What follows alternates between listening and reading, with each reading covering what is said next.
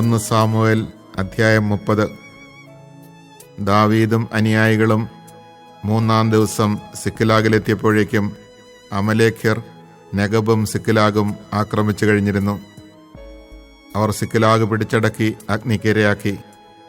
സ്ത്രീകളെയും പ്രായഭേദമന്യേ മറ്റുള്ളവരെയും തടവുകാരായി പിടിച്ചുകൊണ്ടുപോയി. ആരെയും കൊന്നില്ല.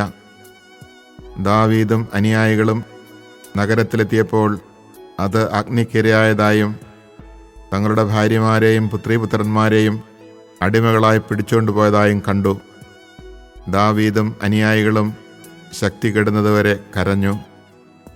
ദാവീദിൻ്റെ ഭാര്യമാരായ ജസ്രയേൽക്കാരി അഹിനോവാമും നാബാലിൻ്റെ വിധവ കാർമെലിൽ നിന്നുള്ള അബിഗായിലും തടവുകാരായി പിടിക്കപ്പെട്ടിരുന്നു. ദാവീദ് അത്യധികം ദുഃഖിതനായി.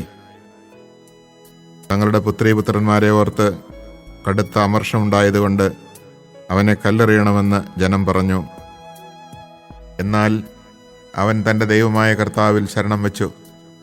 ദാവീദ് അഹിമേലെക്കിൻ്റെ മകനും പുരോഹിതനുമായ അബിയാഥറിനോട് പറഞ്ഞു, എഫോദ് എൻ്റെ അടുക്കൽ കൊണ്ടുവരിക. അബിയാഥർ അത് കൊണ്ടുവന്നു. ദാവീദ് കർത്താവിനോട് ആരാഞ്ഞു, ഞാൻ കവർച്ചക്കാരെ പിന്തുടരണമോ? ഞാൻ അവരെ പിടികൂടുമോ? കർത്താവ് അരുളി ചെയ്തു, പിന്തുടരുക. തീർച്ചയായും നീ അവരെ പിടികൂടി സകലരെയും വീണ്ടെടുക്കും. ദാവീദ് തൻ്റെ 600 അനുചരന്മാരോടുകൂടെ ബെസോർ നീർച്ചാലിനടുത്തെത്തി. കുറേ പേർ അവിടെ തങ്ങി. ദാവീദ് 400 പേരോടൊത്ത് മുന്നേറി. 200 പേർ ക്ഷീണിച്ചവശരായി ബെസോർ അരുവി കടക്കാനാവാതെ അവിടെ തങ്ങി. അവർ ഒരു ഈജിപ്തുകാരനെ വെളിംപ്രദേശത്ത് കണ്ടു. അവനെ ദാവീദിൻ്റെ അടുക്കൽ കൊണ്ടുവന്നു. അവർ കൊടുത്ത അപ്പം അവൻ ഭക്ഷിച്ചു. കുടിക്കാൻ വെള്ളവും അത്തിപ്പഴം കൊണ്ടുള്ള ഒരു കഷണം അടയും 2 കുല ഉണക്കമുന്തിരിയും അവന് കൊടുത്തു. ഭക്ഷിച്ചു കഴിഞ്ഞപ്പോൾ അവന് ഉണർവുണ്ടായി. 3 രാത്രിയും പകലും അവനൊന്നും തിന്നുകയോ കുടിക്കുകയോ ചെയ്തിട്ടില്ലായിരുന്നു. ദാവീദ് അവനോട് ചോദിച്ചു, നീ ആരാണ്? എവിടെ നിന്ന് വരുന്നു? അവൻ പ്രതിവചിച്ചു, ഒരു അമലേക്യൻ്റെ വേലക്കാരനായ ഈജിപ്തുകാരനാണ് ഞാൻ. 3 ദിവസം മുൻപ് എനിക്കൊരു രോഗം പിടിവിട്ടതിനാൽ യജമാനൻ എന്നെ ഉപേക്ഷിച്ചു. ഞങ്ങൾ ക്രേത്യരുടെ തെക്ക് ഭാഗവും ആക്രമിച്ചു. സിക്ലാഗ് തീ വെച്ച് നശിപ്പിച്ചു. ദാവീദ് അവനോട് ചോദിച്ചു, ആ സംഘത്തിൻ്റെ അടുക്കലേക്ക് നിനക്കെന്നെ കൊണ്ടുപോകാമോ? അവൻ പറഞ്ഞു, അങ്ങനെ കൊല്ലുകയില്ലെന്നും എൻ്റെ യജമാനൻ്റെ കയ്യിൽ എന്നെ ഏൽപ്പിക്കുകയില്ലെന്നും ദൈവനാമത്തിൽ സത്യം ചെയ്താൽ ഞാൻ അങ്ങയെ ആ സംഘത്തിൻ്റെ അടുക്കൽ എത്തിക്കാം. അവൻ ദാവീദിനെ കൂട്ടിക്കൊണ്ട് ചെല്ലുമ്പോൾ അവർ തിന്നും കുടിച്ചും നൃത്തം ചെയ്തും ആ പ്രദേശത്തെല്ലാം വിഹരിക്കുകയായിരുന്നു. അവർ ഫിലിസ്ത്യദേശത്തു നിന്നും യൂദായുടെ പ്രദേശത്തു നിന്നും ധാരാളം കൊള്ളവസ്തുക്കൾ തട്ടിയെടുത്തിരുന്നു. അന്ന് സന്ധ്യ മുതൽ പിറ്റന്നാൾ സന്ധ്യ വരെ ദാവീദ് അവരെ കൊന്നൊടുക്കി. ഒട്ടകങ്ങളുടെ മേൽ കയറി ഓടിപ്പോയ 400 പേരൊഴികെ മറ്റാരും രക്ഷപ്പെട്ടില്ല. അമലേക്യർ തട്ടിയെടുത്തതെല്ലാം ദാവീദ് വീണ്ടെടുത്തു. തൻ്റെ 2 ഭാര്യമാരെയും രക്ഷപ്പെടുത്തി.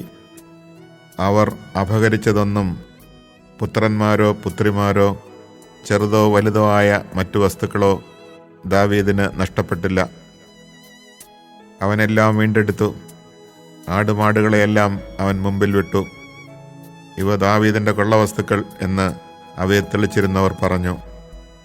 തൻ്റെ കൂടെ പോരാൻ സാധിക്കാതെ ക്ഷീണിച്ചവശരായി ബെസോർ നീർച്ചാലിനടുത്ത് താമസിച്ചിരുന്ന 200 പേരുടെ അടുക്കലേക്ക് ദാവീദ് ചെന്നു.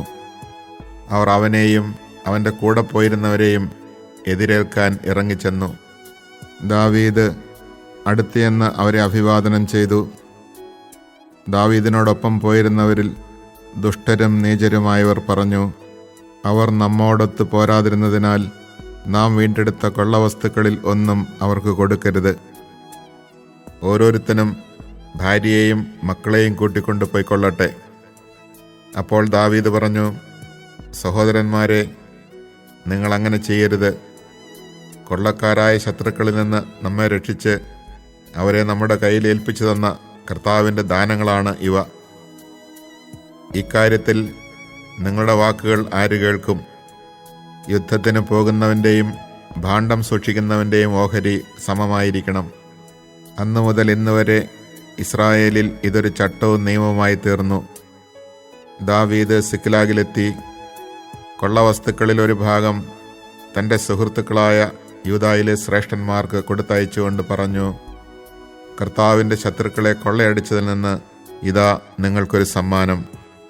ബഥേൽ, നെഗബിലെ റാമോത്ത്, യത്തീർ എന്നിവിടങ്ങളിലുള്ളവർക്കും അരോവർ, സിഫ്മോത്ത്, എഷ്തെമോവ, റാക്കൽ, ജറാമേല്യരുടെയും കേന്യരുടെയും പട്ടണങ്ങൾ, ഹോർമ, ബൊറാഷാൻ, അത്താക്ക്, ഹെബ്രോൺ എന്നിങ്ങനെ ദാവീദും അവൻ്റെ ആളുകളും ചുറ്റിത്തിരിഞ്ഞ സ്ഥലങ്ങളിലുള്ള എല്ലാവർക്കും ഓരോ ഭാഗം കൊടുത്തയച്ചു. Chapter 30. Before David and his men reached Ziklag on the third day, the Amalekites had raided the Negeb and Ziklag, had stormed the city, and had set it on fire. They had taken captive the women and all who were in the city, young and old, killing no one. They had carried them off when they left. David and his men arrived at the city to find it burned to the ground, and their wives, sons, and daughters taken captive. Then David and those who were with him wept aloud until they could weep no more. David's 2 wives, Ahinoam of Jezreel and Abigail, the widow of Nabal from Carmel, had also been carried off with the rest. Now David found himself in great difficulty, for the men spoke of stoning him, so bitter were they over the fate of their sons and daughters. But with renewed trust in the Lord his God, David said to Abiathar the priest, son of Ahimelech, "Bring me the ephod." When Abiathar brought him the ephod, David inquired of the Lord, "Shall I pursue these raiders? Can I overtake them?" The Lord answered him, "Go in pursuit, for you shall surely overtake them and effect a rescue." So David went off with his 600 men and came as far as the Wadi Besor, where those who were to remain behind halted. David continued the pursuit with 400 men, but 200 were too exhausted to cross the Wadi Besor and remain behind. An Egyptian was found in the open country and brought to David. He was provided with food, which he ate, and given water to drink. A cake of pressed figs and 2 cakes of pressed raisins were also offered to him. When he had eaten, he revived. He had not taken food nor drunk water for 3 days and 3 nights. Then David asked him, "To whom do you belong, and where do you come from?" He replied, "I am an Egyptian, the slave of an Amalekite. My master abandoned me because I fell sick 3 days ago today. We raided the Negeb of the Cherethites, the territory of Judah, and the Negeb of Caleb, and we set Ziklag on fire." David then asked him, "Will you lead me down to this raiding party?" He answered, "Swear to me by God that you will not kill me or deliver me to my master, and I will lead you to the raiding party." He did lead them, and there were the Amalekites scattered all over the ground, eating, drinking, and in a festive mood because of all the rich booty they had taken from the land of the Philistines and from the land of Judah. From dawn to sundown David attacked them, putting them under the ban so that none escaped except 400 young men who mounted their camels and fled. David recovered everything the Amalekites had taken and rescued his 2 wives. Nothing was missing, small or great, booty or sons or daughters. Of all that the Amalekites had taken, David brought back everything. Moreover, David took all the sheep and oxen, and as they drove them before him, they shouted, "This is David's spoil."